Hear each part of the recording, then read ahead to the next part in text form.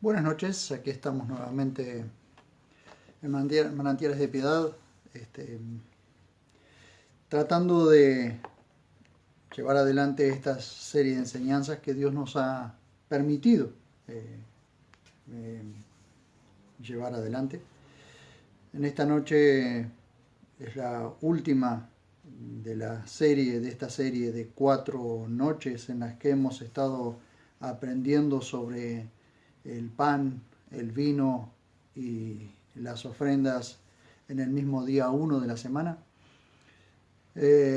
Por supuesto, todo lo que venimos hablando tiene también su elasticidad, su práctica, porque como dije ayer, hay veces que los hermanos no pueden, eh, no, no, no pueden reunirse en un día, entonces se decide quizás poder reunirse en otro día.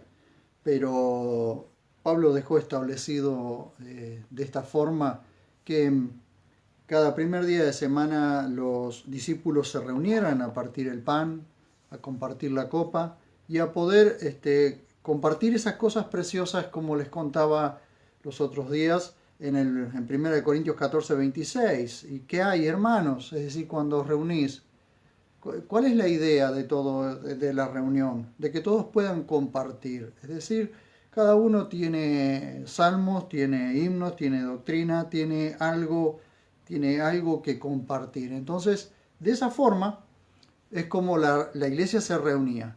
Como les mostraba en Hechos capítulo 20, versos 7 al 12, veíamos allí cómo Pablo dialogaba, es decir, no hacía un monólogo, como hoy se hace en todas las congregaciones, lo cual no digo que un maestro no esté enseñando, sino que es una cuestión de participación. Por supuesto, es un proceso para pasar de una iglesia tradicional a una iglesia orgánica, es decir, que todos se pueden comunicar, es un proceso. Y también, por supuesto, hay que trabajar en eso porque no se puede hacer de un día para otro. Nosotros ese proceso nos ha ido llevando, nos ha llevado tiempo. Hoy nos reunimos todos alrededor de una mesa, bueno, no en este tiempo por causa de la pandemia, pero nos reunimos alrededor de una mesa y compartimos el alimento, compartimos las charlas. Yo, por supuesto, como quien pastorea y apacienta a la Grey, tengo mis enseñanzas, pero cada uno tiene sus, su forma de compartir, con algo que Dios le habló, o quizás o con una canción. Todos tienen algo para compartir y todos como miembros del cuerpo de Cristo tienen una función. Entonces todos deben cumplir su función sin estorbar a nadie, sin nadie estorbar a nadie. Entonces lo que estoy mostrando ahora es que a través de las escrituras, cada primer día de semana se reunían los discípulos, como les decía, después del día séptimo. El día 1 de la semana es el día después del séptimo. Entonces, lo que nosotros tenemos como domingo. Al caer la tarde del sábado, después de las 6 de la tarde o después del anochecer, ya comienza el día 1, es decir, el día domingo, el día 1 de la semana. Lo que nosotros tenemos como domingo. Pero recuerden que no fue hasta el 321 después de Cristo en que Constantino le puso un nombre a cada día de la semana dedicado a un dios. Y el día domingo él lo llamó Dies Solis, que es el día del sol. Por eso tenemos en el idioma inglés Sunday o día del sol. Pero nosotros tenemos domingo de Dominus, de Señor, pero no está dedicado a nuestro Señor, sino a Mitra, al dios Mitra. A ese día se lo dedicó al dios Mitra Constantino. Pero bueno, es nuestro calendario, es el calendario que tenemos y es lo que tenemos que vivir. Pero lo más acertado para nosotros como iglesia es reunirnos cada primer día de semana, después al caer la tarde de lo que nosotros llamamos sábado. Y tener en cuenta esto, que nosotros nos podemos reunir toda la semana si queremos, todos los días. Y nos podemos reunir cuantas veces queremos. Simplemente Pablo dejó establecido esto porque dice que la iglesia debe tener un orden. La iglesia debe ser ordenada. Entonces, cuando se comienzan a hacer ciertos manejos o ciertos cambios, se comienza a desordenar. Pero en ese orden también hay elasticidad, también hay flexibilidad. Y eso también hay que tenerlo en cuenta. Bien, la cuarta pregunta con la que hoy vamos a terminar esta serie de enseñanzas es ¿para qué ofrendar? Y vimos entonces, en el segundo punto, la ofrenda para los santos de Jerusalén, es decir, la ofrenda para los santos, la ofrenda para aquellos que tienen necesidad dentro del pueblo de Dios, y en todo caso la iglesia puede ofrendar, puede hacer una colecta para alguna necesidad de algún vecino o de alguien a quien sabemos que necesitamos. La iglesia tiene que ser hospitalaria, tiene que saber la iglesia dar cuando necesita, porque siempre eso, como lo vamos a ver ahora, redunda en fruto para el que da. Por eso Jesús dijo, más bienaventurado es dar que recibir, porque es decir, el hombre, o sea, el creyente da, pero recibe de Dios, da, pero recibe de Dios, siempre. Y para ver ahora el punto 3, estuvimos viendo primero a los Corintios capítulo 16, versos 5 al 12, tomen nota de eso, porque son partes donde nosotros podemos ver para qué se usaba la ofrenda, o para qué ofrendaban los hermanos, o los hermanos que tenían, que eran hospitalarios. Esos hermanos también no solo daban un techo, sino también daban la comida. Entonces, para encaminar a los que ministran, se escuchan muchas cosas, se dicen muchas cosas, pero lo mejor es ver qué nos dice la Escritura. La Escritura nos dice que cuando alguien visita a alguien, es decir, cuando un maestro que enseña visita a una congregación, ya sea porque se la invitó o porque viene de paso, si esa persona realmente contribuye en la obra, bien, la persona da lo espiritual y ¿cuál sería el problema de que la iglesia aporte en lo material, que es lo necesario? Entonces ustedes pueden ver estos pasajes con muchísima claridad. Primero los Corintios 16, 5 al 12, Filipenses 4, 10 al 20,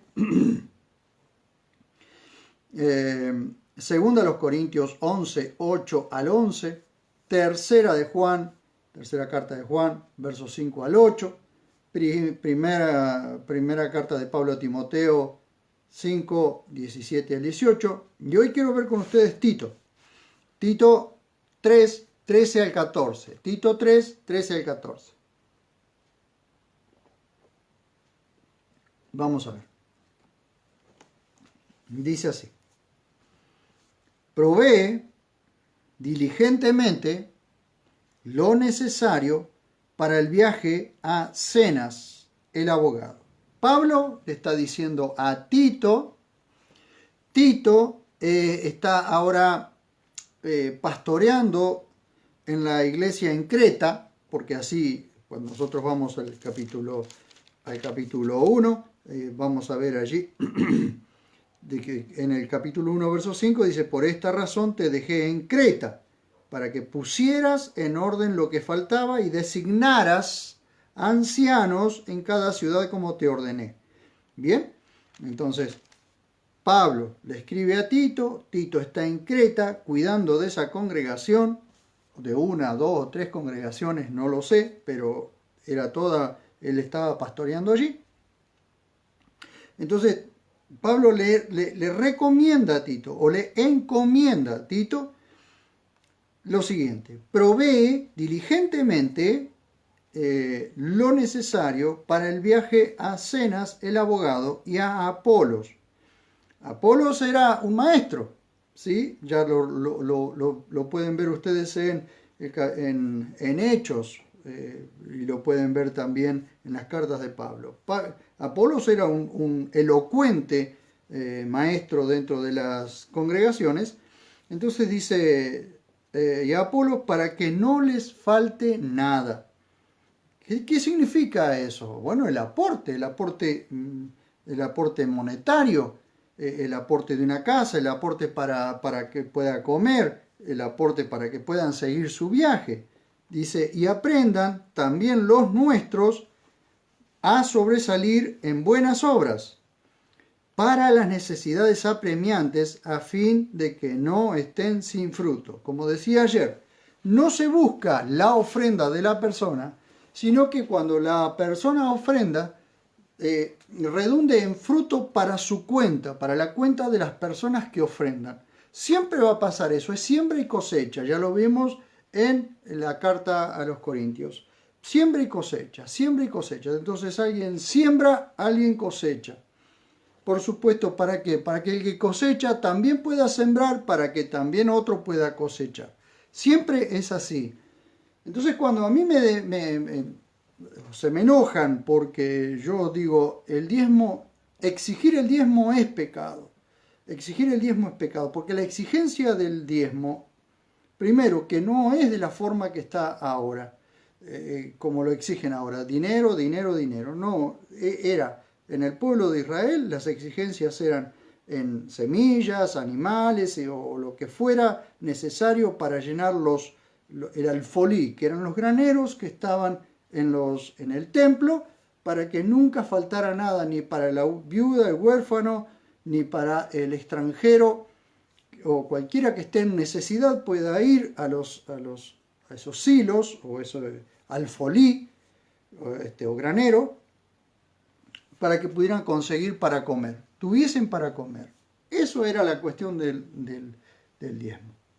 Entonces, vemos cómo la provisión de la congregación, la provisión y de la cual también el pastor, o quien estaba pastoreando, en este caso Tito, tenía que ser el que proveía diligentemente para que Zenas, el abogado, pudiese viajar y para que a Apolos no le faltara nada. Y para que él enseñara a la congregación a ofrendar correctamente, a sobresalir en buenas obras para las necesidades apremiantes, a fin de que no estén sin fruto, para que nadie se quede sin fruto. Entonces, para concluir debemos destacar que si Pablo, y esto es necesario que prestemos atención, si Pablo hubiese querido hablar acerca de diezmos, primicias, pactos o cualquier otra forma de manipulación, lo hubiese hecho con su equipo apostólico. Si hubiese sido un encargo que Pablo hubiese tenido como apóstol a su equipo apostólico, es decir, a Tito, a Timoteo, a los que lo estaban acompañando en su viaje apostólico. Sin embargo, tanto a Timoteo como a Tito les encarga que tengan mucho cuidado ellos, y que cuando alguien se perfile dentro de las congregaciones para cuidar de los demás, para pastorear o para apacentar, o como se dice, para sobreveer en las congregaciones, entre los requisitos que debe cumplir es que sea hospitalario, que eso es una forma de ayudar y o colaborar en la obra de Dios, con la obra de Dios, y tenga cuidado con el manejo del dinero. Tenga mucho cuidado con el manejo del dinero. Primera carta de Pablo a Timoteo, dice en capítulo 3, verso 1 al 15. Tenemos que observarlo esto porque es muy, muy, muy, muy importante. Fiel es la palabra, dice, si alguno anhela cuidar de los demás, en otras traducciones dice anhela obispado, pero lo más exacto es si alguno anhela cuidar de los demás, buena obra desea. Es necesario, pues, que el que cuida sea irreprochable, marido de una sola mujer, sobrio, prudente, decoroso, hospitalario, ¿sí? Uno de los grandes problemas que a veces se tiene es que las congregaciones no son hospitalarios.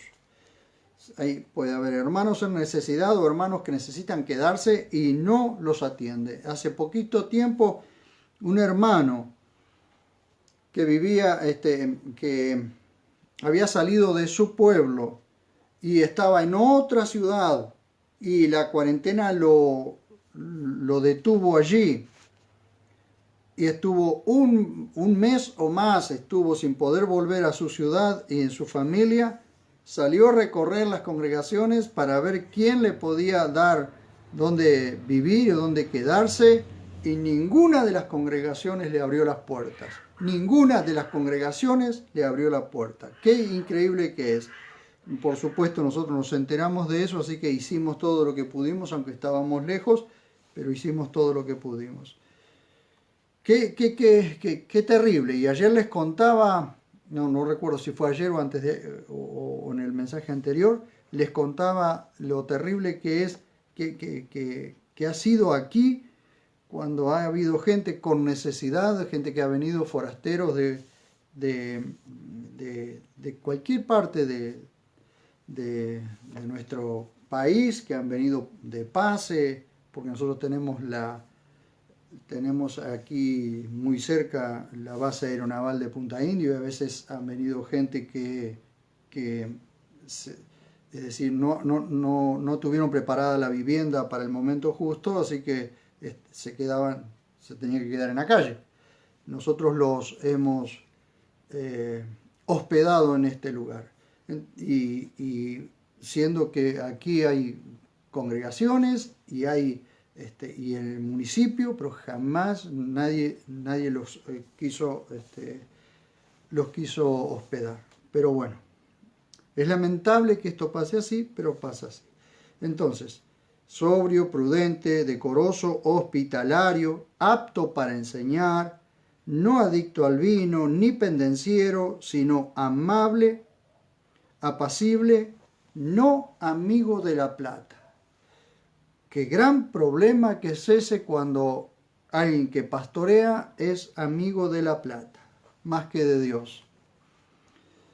Que cuide bien su propia casa, que tenga a sus hijos en obediencia con toda respetabilidad, pues si alguno no tiene cuidado de su propia casa, ¿cómo será cuidada la iglesia de Dios? Es decir, si no puede cuidar su propia casa, ¿cómo cuida de la iglesia de Dios, no? Recuerden que la iglesia de Dios se reunía en casas, así que si no podía reunir su propia casa, ¿cómo hacía para cuidar de la iglesia de Dios que se reunía en su casa? Dice, no un neófito, no sea que, lleno de arrogancia, caiga en acusación del diablo, debiendo tener también buen testimonio de los de afuera, para que no caiga en descrédito y lazo del diablo. Todo eso tiene que ver no solo con el testimonio ético, moral, sino también con el tema del dinero. Y entonces también después ustedes tienen allí asimismo los seguidores dignos, los servidores dignos, sin doblez de lengua, no adictos a mucho vino, ni ávidos de ganancias deshonestas. Por supuesto, la lista sigue, pero fíjense que tanto para el anciano, es decir, para el que cuida de los demás, para el que pastorea, como para los servidores o diáconos, en los dos están casi los mismos requisitos, solo que el requisito principal que debe tener un anciano o que debe tener un pastor es apto para enseñar, es decir, la palabra es didácticos, apto para enseñar, a diferencia del diáconos, que no necesariamente tiene que ser apto para enseñar, pero el anciano o el que cuida de los demás debe saber enseñar, debe estar apto para enseñar. Pero fíjense que aunque los requisitos son parecidos, en los dos tenemos casi lo mismo. En aquel que pastorea, no amigo de la plata, y aquel que sirve o el diáconos es que no ávido de ganancias deshonestas. ¿Por qué? Porque de cualquiera de las dos formas puede caer en descrédito en lazos del diablo. Entonces observamos eso. Lo observamos también en 1 Timoteo 6, 3 al 10. Dice, si alguno enseña otra doctrina y no se amolda a las sanas palabras, las de nuestro Señor Jesucristo y a la doctrina que es conforme a la piedad, está cegado por la soberbia, nada entiende, sino que tiene manía por discusiones y contiendas de palabras, de las que resultan envidias, riñas, difamaciones, malas sospechas, disputas constantes de hombres de mente corrompida, privados de la verdad, que suponen, y todo desemboca en esto, que suponen que la piedad es un negocio, que suponen que el evangelio es un negocio. Por eso tenemos tantos chantas, tantos charlatanes que manipulan a la gente para poder sacarles el dinero, para poder esquilmarlos, para poder esquilarlos como ovejas, ¿sí? Entonces tenemos ese tipo de personas que vienen, que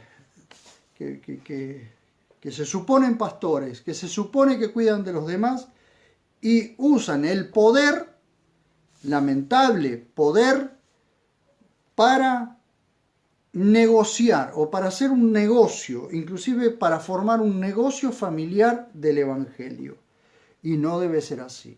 Dice, aunque gran negocio, y acá sí Pablo entra, porque Pablo va a decir que es un negocio, sí va a decir que es un negocio la piedad, pero ¿cuál es el negocio de la piedad? Gran negocio es la piedad con contentamiento. Es decir, son los negocios de Dios, los negocios del reino. Pero, ¿qué sucede allí cuando los que cuidan de los demás, los que tienen el deber de cuidar de los demás, no la jerarquía de decir, como hemos escuchado muchas veces, el clero y los laicos? No, señor, no hay clero y laicos. Eso es una división que hizo el catolicismo romano, los clérigos y el laicismo. Es decir, se separan aquellos que suponen tener autoridad de aquellos que están por debajo. Y no debe ser así.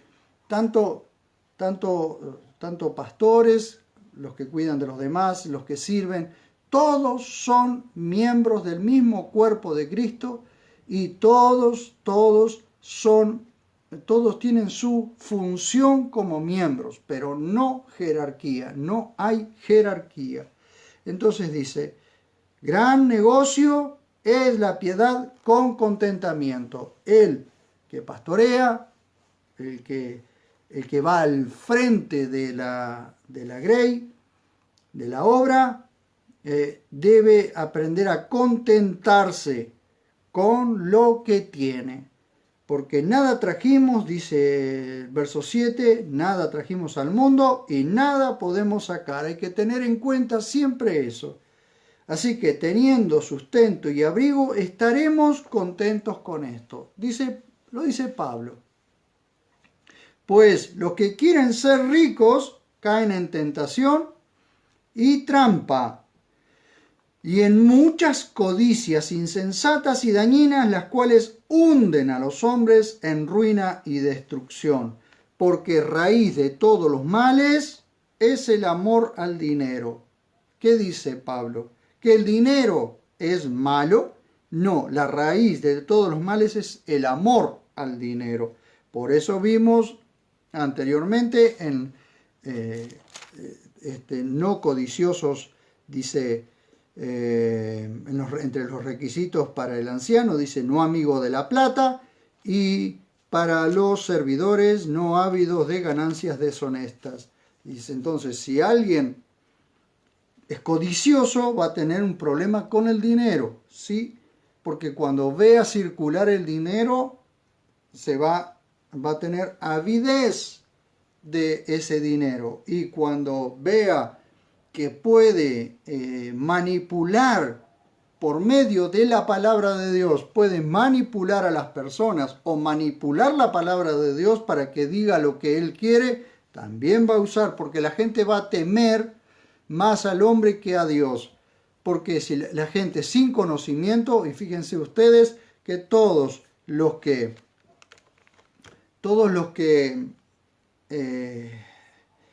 manipulan a las personas tratan de mantenerlas siempre en ignorancia, en la mayor ignorancia posible. Pues los que quieren ser ricos caen en tentación y en trampa. Dice, porque raíz de todos los males es el amor al dinero, el cual, codiciando algunos, se descarriaron de la fe y se traspasaron a sí mismos con muchos dolores. Terrible, esto es terrible.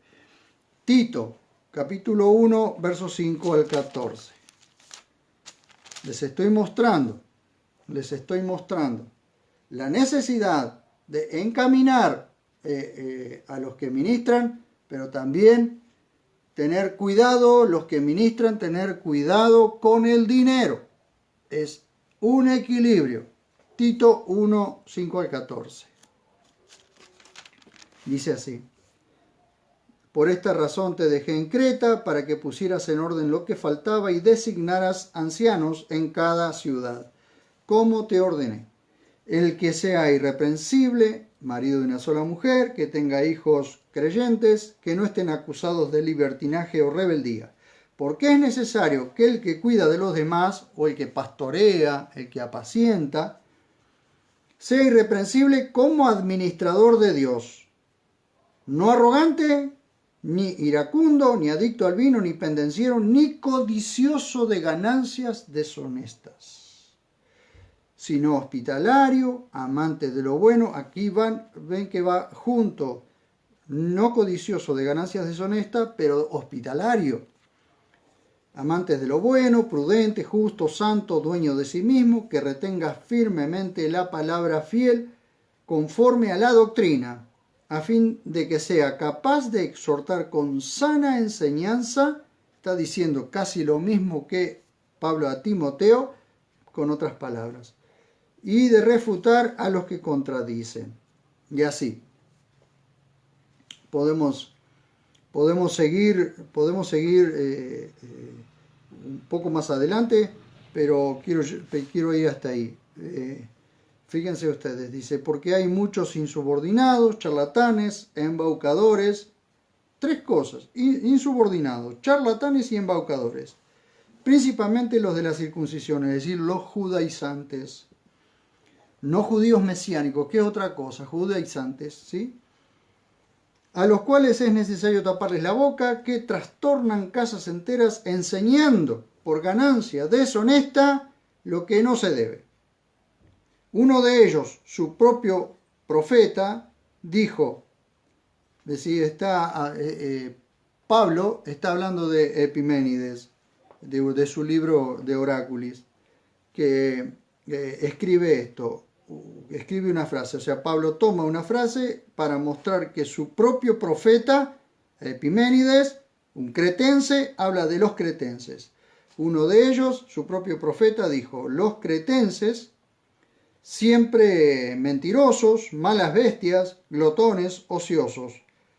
Este testimonio es veraz, por lo cual repréndelos severamente para que sean sanos en la fe y no presten mucha atención a fábulas judaicas ni a mandamientos de hombres que pervierten la verdad. Todas las cosas son puras para los puros, pero para los contaminados e incrédulos nada es puro, pues hasta sus mentes y sus conciencias han sido contaminadas.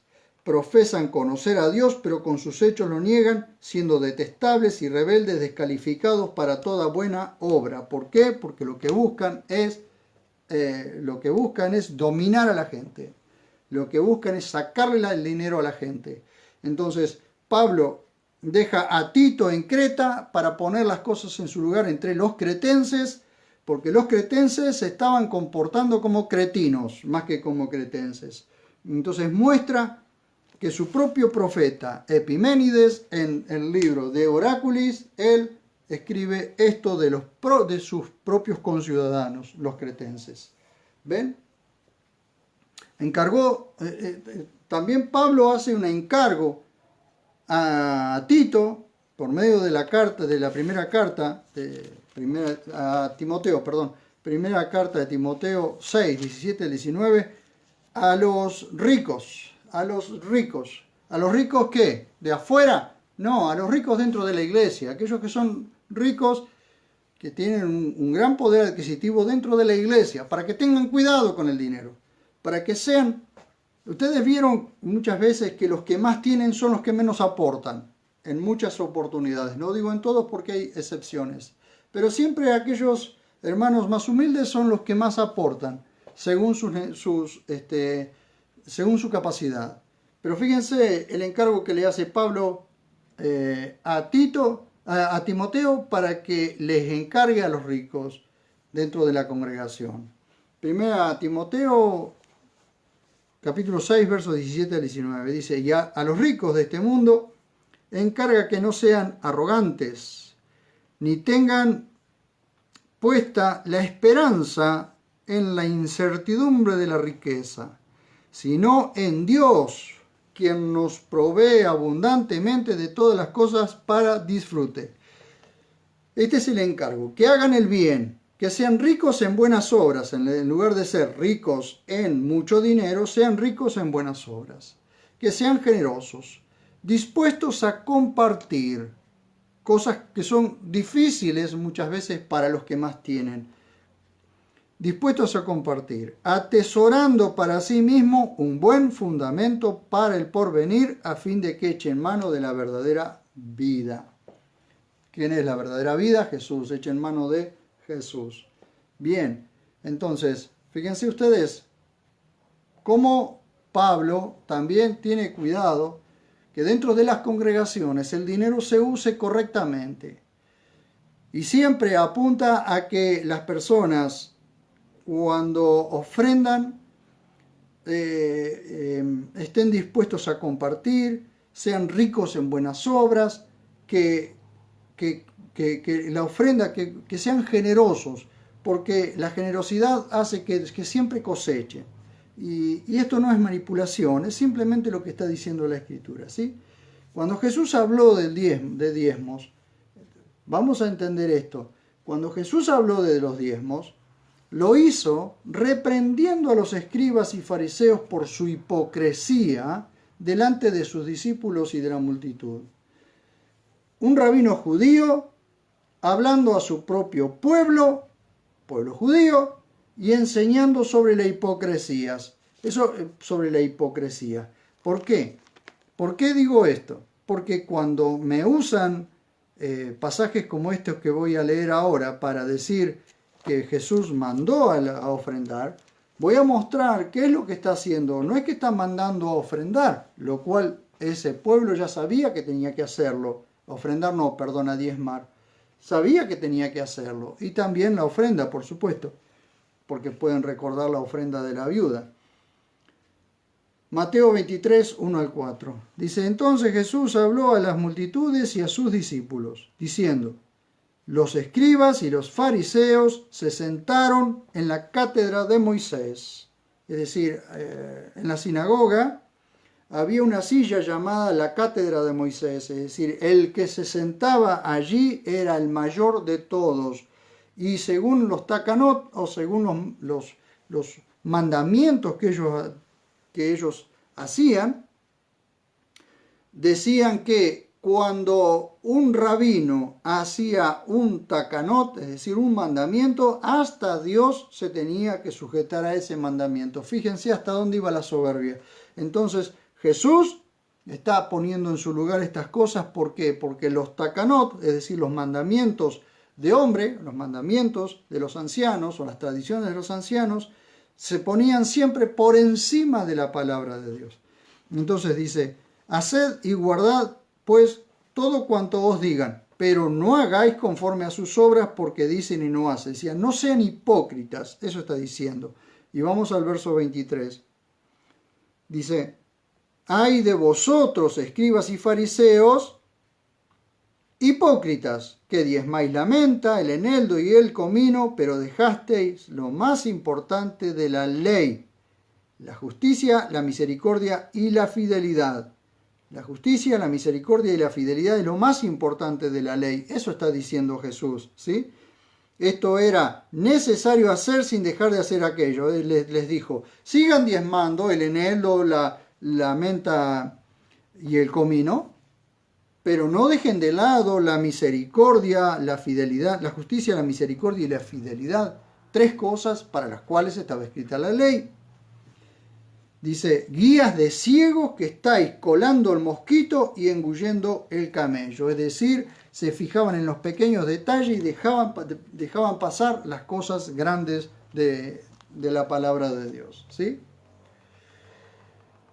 Cuando Pablo habla de los diezmos, en la carta a los hebreos, pongamos en contexto esto. Cuando me dicen que la carta a los hebreos habla de los diezmos, sí. Pablo habla de los diezmos en la carta a los hebreos, es para que los hebreos creyentes en Yeshua puedan ver con claridad la grandeza del patriarca Abraham, reconociendo y admirando a otro más grande que él. Miren cómo dice esto. Capítulo 7, verso 1 al 10 de Hebreos. Capítulo 7, verso 1 al 10 de Hebreos.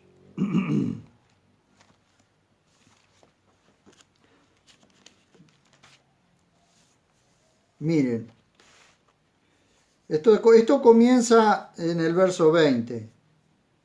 ¿Por qué comienza en el verso 20? En el verso 20 del capítulo anterior, del capítulo 6. Dice, donde Jesús entró por nosotros como precursor, hecho sumo sacerdote para siempre, según el orden de Melquisedec. ¿Sí? Un orden completamente diferente al de Aarón. ¿Sí? De donde proviene la tribu de Leví, o donde la tribu de Leví tiene que ofrendar, tiene que diezmar, a su vez, de aquello en que el pueblo diezma. El sacerdote, porque este Melquisedec, rey de Salem, sacerdote del Dios Altísimo, el cual salió al encuentro de Abraham cuando regresaba de la derrota de los reyes y lo bendijo, al cual Abraham dio el diezmo de todas las cosas. Sí, dio el diezmo de todas las cosas. Pero por única vez dio el diezmo de todas las cosas y dio el diezmo de todas las cosas que él había recuperado. Él, al salirle al encuentro, este Melquisedec, que a mi entender no era otra persona más que el Señor Jesús, ¿sí? Preencarnado, es decir, antes de venir en carne. Dice, significando en primer lugar rey de justicia y luego rey de Salem, es decir, rey de paz, sin padre, sin madre, sin genealogía, que no tiene principio de días ni fin de vida, sino hecho semejante al Hijo de Dios. Hecho semejante al Hijo de Dios, permanece sacerdote para siempre. Hay que entender esto.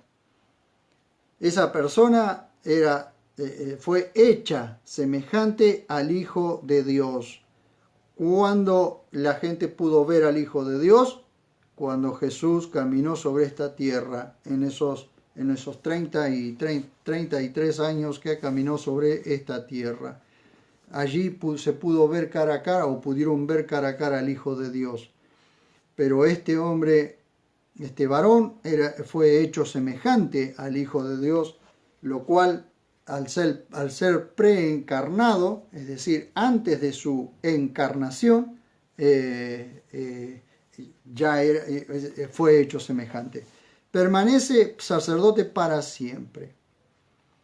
¿Cómo puede ser que un hombre permanezca sacerdote para siempre? Entonces no era un simple hombre, sino era el hombre.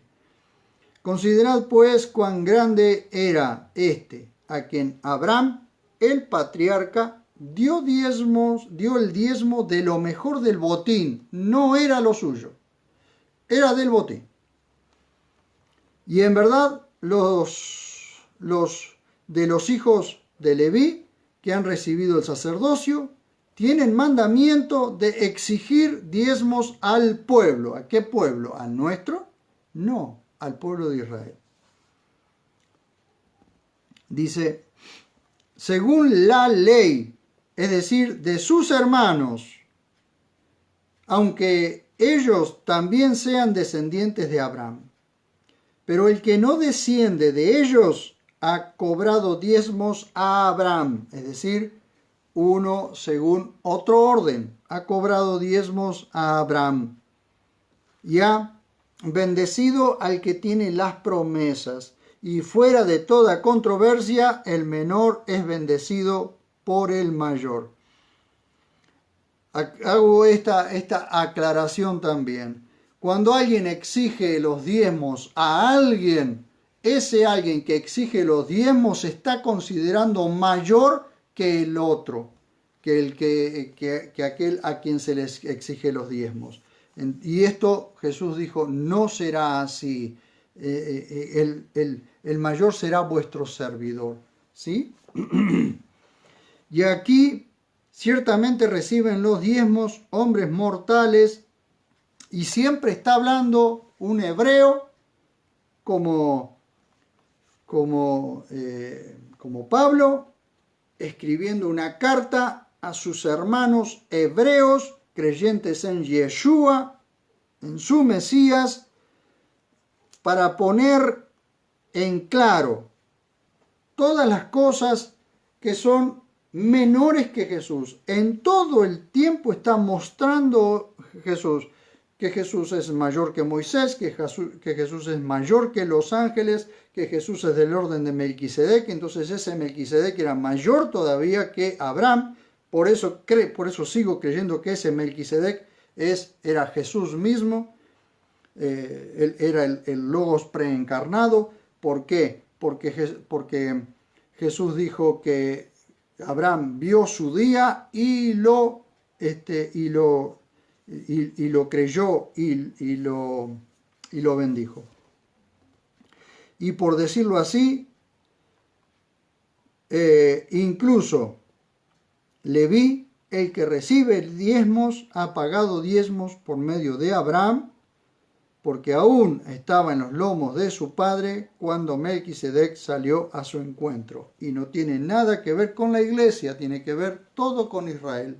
Y tiene que ver por qué muestra simplemente esta parte de los diezmos. ¿Por qué Pablo muestra esta parte de los diezmos? Para mostrar que Abraham, aquellos que tienen a Abraham como su padre, cuando Abraham diezmó de lo del botín, dio diezmo de lo del botín, se lo dio a alguien que era mayor todavía, que era Melquisedec. Y Jesús, este Jesús en el que ellos creyeron, o Yeshua en el que estos hebreos creyeron, es mayor todavía que Abraham. ¿Bien? Entonces, ¿por qué Pablo hace referencia a todas estas cosas en el libro de Hebreos? Porque los hebreos creyentes en Yeshua estaban siendo manipulados de tal forma que algunos estaban ya pensando en volver a la ley. ¿Por qué?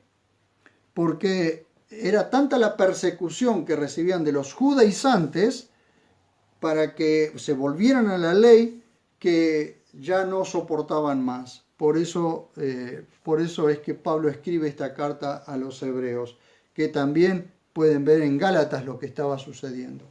Entonces, cuando me hacen referencia del diezmo en Hebreos, cuando me hacen referencia del diezmo que Jesús habló, o que me hacen referencia del diezmo en Abraham, no tiene nada que ver con la iglesia. Y cuando a mí me dicen que el diezmo, que nosotros no podemos diezmar según la ley, sino según el diezmo de Abraham, por honra. ¿Por honra qué? Si Abraham vino de la guerra, Abraham dio diezmos de todo y de todo lo que no era de él, porque dio diezmos del botín que habían recuperado. Y la admiración que Abraham tuvo por este Melquisedec, porque ¿saben con qué salió al encuentro? ¿Saben con qué le salió? Con pan y vino. Como un tipo de lo que sería establecido después. El pan representando el cuerpo de aquel que sería molido en la cruz, y el vino representando la sangre de aquel que la derramaría en la cruz. Entonces hay un tipo allí. Y Abraham vio esto y quedó admirado. Por eso en esa admiración fue que diezmó de todo el botín. ¿Sí? ¿Por qué? Lo que Abraham dio no es diezmo de lo suyo y no es diezmo exigido, es diezmo de reconocimiento al Melquisedec, rey de justicia. Y hasta acá quiero llegar con esto. Tenemos que aprender a ver cuáles son las lecciones aplicables a nosotros, su iglesia. Toda la escritura es útil para la enseñanza, pero no toda es dirigida al mismo grupo de gente y no toda se aplica al mismo grupo de personas.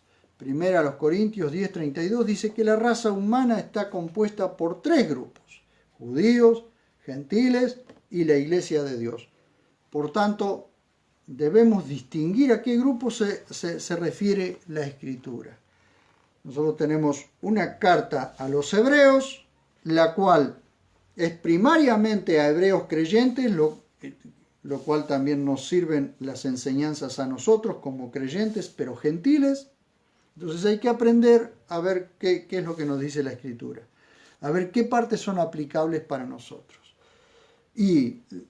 Pero tenemos una carta que es totalmente aplicable a nosotros, que es la carta a los gentiles, comúnmente llamada a los Efesios. Entonces, si nosotros entendemos esto y podemos diferenciar entre la carta a los hebreos y la carta a los Efesios, o la carta de los Efesios, entonces vamos a poder ver y descubrir dónde es primariamente nosotros. ¿Cómo nos identificamos nosotros? ¿Dónde nos identificamos nosotros primariamente? ¿En la carta a los hebreos? No. Nos vamos a identificar en la carta a los Efesios, porque es la carta a los gentiles. 3 veces dice Pablo: a vosotros los gentiles. Entonces los gentiles creyentes en Jesús, nuestro Salvador. Y los hebreos creyentes en Yeshua, su Mesías. No nuestro Mesías, su Mesías. Pablo se encarga de mostrarle todo el contexto hebreo, todo el contexto judío, por medio de la carta a los hebreos, para que los hebreos puedan distinguir, puedan diferenciar y puedan ver que este Yeshua en el que ellos han creído es mayor que todas las cosas. Es más grande que todas las cosas, para que se den cuenta que aquel en quien han creído es digno de confianza. Eso hace la diferencia con nosotros. ¿Por qué? Porque nosotros no teníamos ley. Nosotros éramos sin ley, lejos de la ciudadanía de Israel, sin Dios. Entonces, fíjense que cuando Pablo escribe la carta a los Efesios o la carta a los gentiles, no hace referencia al viejo pacto, no hace referencia al viejo pacto. ¿Por qué no hace referencia al viejo pacto? Porque nosotros no entenderíamos nada. ¿Cómo hacemos nosotros para entender la carta a los hebreos si no conocemos algo del viejo pacto? No lo podemos, no podemos. Nos quedamos simplemente con las referencias que tenemos acá y decimos: pero imagínense que solamente tuviésemos la carta a los hebreos. ¿Por qué? Fíjense ustedes que para evangelizar nunca se usa la carta a los hebreos excepto algún pasaje. Sin embargo, para evangelizar siempre se usan los evangelios. ¿Por qué? Precisamente porque la carta a los hebreos para nosotros es muy difícil si no tenemos un conocimiento previo de algo del viejo pacto.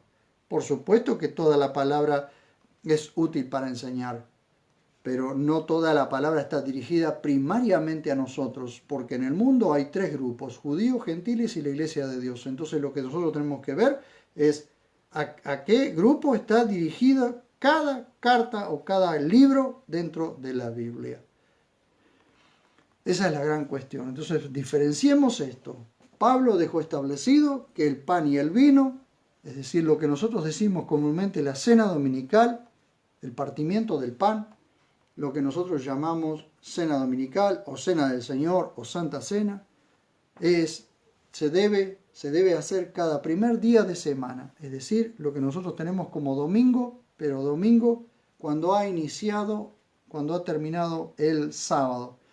Cuando inicia para nosotros el domingo, que para nosotros es a las 12 de la noche, no, son 6 horas antes que inicia el domingo en realidad, porque los calendarios son diferentes y el día bíblico comienza al atardecer. Entonces el sábado al atardecer, ya siendo de noche, se parte el pan y se comparte la copa. Y ahí mismo se puede ofrendar, que es el día realmente en que los discípulos se reunían. Se pueden reunir cualquier día, en cualquier momento, en cualquier otro lugar, pero el día que dejó establecido es el día 1 de la semana para partir el pan, compartir la copa y para la ofrenda. Hasta aquí es lo que quería mostrar según la Escritura y espero que les sea útil. Sería muy bueno que hoy las congregaciones tuviesen un salón, por supuesto, para reunirse todos y para escuchar a su pastor, pero deberíamos aprender a reunirnos en casa. Dos personas que se reúnan en una casa ya pueden partir el pan y compartir la copa. Y por supuesto pueden colaborar para la obra a la que pertenezcan o colaborar para asistencia de alguien que está en necesidad. Dice, donde hay 2 o 3 congregados en mi nombre, allí estaré yo, dice el Señor. ¿Por qué? Porque ya 2 pueden compartir el pan y la copa y pueden ofrendar. Hay cuestiones que son abusos. Lo que nosotros tenemos que tener es un equilibrio. ¿Cuándo es un abuso? ¿Cuándo es un abuso? Oramos. Papá maravilloso, te doy gracias por tu gran amor y tu misericordia. Gracias por esta noche. Gracias por habernos permitido, Señor, compartir esta última parte de tu palabra, de estas enseñanzas que nos has venido enseñando, Señor, y mostrando. Te ruego, bendito Dios, que nos ayudes. Maravilloso Papá, realmente estamos necesitando que nos ayudes a ver las cosas de una manera diferente. Yo te ruego que produzcas un cambio profundo dentro de las congregaciones, que realmente los pastores puedan ver con claridad, Señor, cómo es más fácil, más sencillo, menos carga de poder reunirse en sus casas. Gracias, Papá maravilloso, por lo que vos estás haciendo y por lo que vas a hacer todavía. Te ruego que uses estas enseñanzas para sacar del error a mucha gente. Te lo suplico en el precioso nombre de Jesús y oro con gratitud en mi corazón, dándote gloria, honra y alabanza, porque vos te la mereces. Amén. Muy bien. Muchísimas gracias por haberme acompañado, por haber estado de aquel lado. Y nos estaremos viendo, si Dios lo permite, en el día domingo a la noche. A las 19 horas voy a compartir la continuación del libro de Proverbios. Muchísimas gracias y nos vemos.